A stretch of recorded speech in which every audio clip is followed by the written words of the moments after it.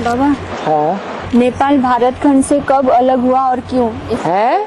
नेपाल देश है ना, भारत खंड में था ना पहले। हाँ। तो भारत खंड से कब अलग हुआ और क्यों? इसका बेहद में कैसे शूटिंग होगा? अलगाव कब होता है? अलगाव कब होता है? हैं? जोर से बोलो। द्वैतवाद जब आता है। जब 10 आदमी बोलो। हाँ, द्वैतवाद शुरू होता है तब से।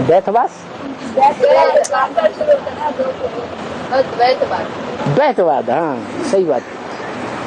जब से द्वैतवाद शुरू होता है तब से झगड़ा शुरू होता है।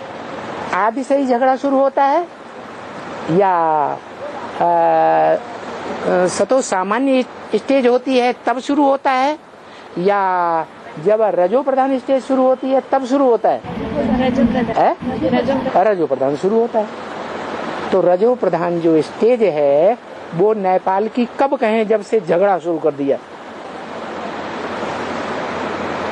और वो झगड़ा प्रत्यक्ष कब होता है?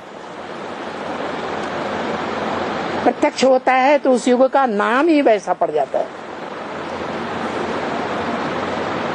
जब झगड़े बहुत होने लगते हैं, चारों ओर झगड़े हो रहे हैं, हर देश में झगड़े हो रहे हैं, तो उसको कौन सा युग कहा जाता है? कलह युग। तो ऐसे ही नेपाल वासियों के लिए है। झगड़ा जो है वो पहले मन बुद्धि में आता है या प्रैक्टिकल में मारपीट करना शुरू कर देते हैं, हिंसा करना शुरू कर देते हैं। तो मन बुद्धि में तो पहले आया होगा, नेपाल वासियों के आया होगा कि नहीं, लेकिन प्रैक्टिकल में जो है नेपाल बनता है वो तब बनता है जब कलयुग रजो प्रधान स्टेज में शुरू हो जाता है। माने कलयुग 1200 वर्ष का, 12 वर्ष में 600 वर्ष जो है वो सतो प्रधान सतो सामान्य पीरियड के, उस सतो सामान्य पीरियड को निकाल दो तो कौन सा सन रह जाता है? 600 के बाद। तो 600 के बाद माने आज से 500 वर्ष पहले आसपास, 500 वर्ष से कुछ वर्ष पहले या कुछ वर्ष बाद नेपाल देश भारत से अलग हो गया। उसी 500 वर्ष की हिस्ट्री नेपाल के राजाओं के पास है। उस समय एक राजा नेपाल में ऐसा निकला जिसने पूरे नेपाल को इकट्ठा करके नेपाल नाम दे दिया, सारे नेपाल की पालना करने वाला। वो हद का नेपाल।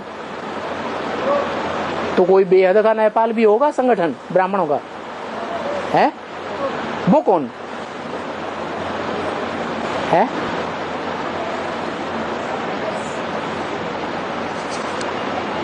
हेलो है? हाँ, जो बेहद का नेपाल है, नई दुनिया की पालना करने वाली आत्माओं का संगठन जो नई दुनिया की पालना करने की शूटिंग करती हैं, करती हैं या नहीं? तो नई दुनिया की पालना करने वाली वो आत्माएं जब शूटिंग करना शुरू करती है तो नेपाल की संगठन की स्थापना होती है।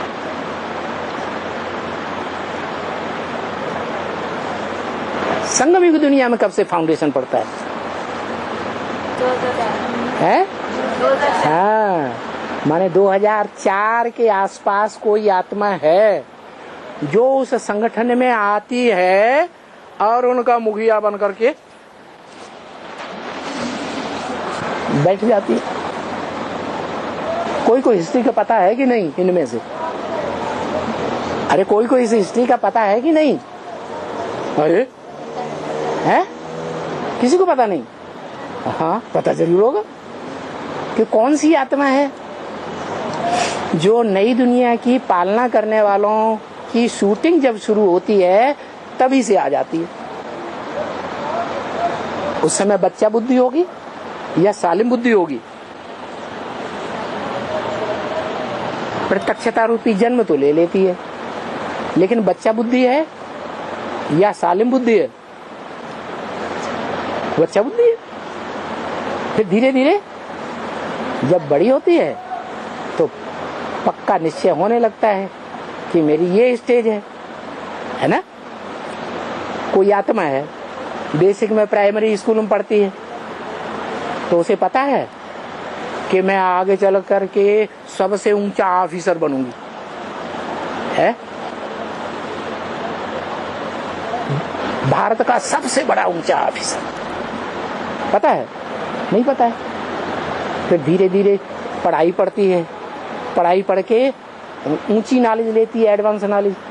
एडवांस नॉलेज में जब परिपक्वता आने लगती है तब उसे पक्का निश्चय होने लगता है कि मेरी ये कुर्सी है और उस कुर्सी पे सेट हो जाती है। सेट हो जाएगी तब उसे शिव शक्ति कहेंगे, या सेट नहीं होती है, दुनिया के लोग हिलाए डुलाए देते हैं, प्रेशर डालते हैं ना हिलाने डुलाने का, तो प्रेशर डालते हैं और हिल जाती है। तो जब हिल जाती है तो कहेंगे पक्का निश्चय बुद्धि है? नहीं है। अगर सेट है तो पक्का निश्चय बुद्धि। तो ऐसे ही नेपाल की बात, नेपाल सेट कब से हो गया? जो सारा नेपाल देश है, जितने भी स्टेट्स हैं नेपाल के, उन सब के ऊपर कब्जा कर लेती है। आज से 500 वर्ष पहले की हिस्ट्री नेपाल की देख लो, किताब कोई आई होगी नेपाल की हिस्ट्री की।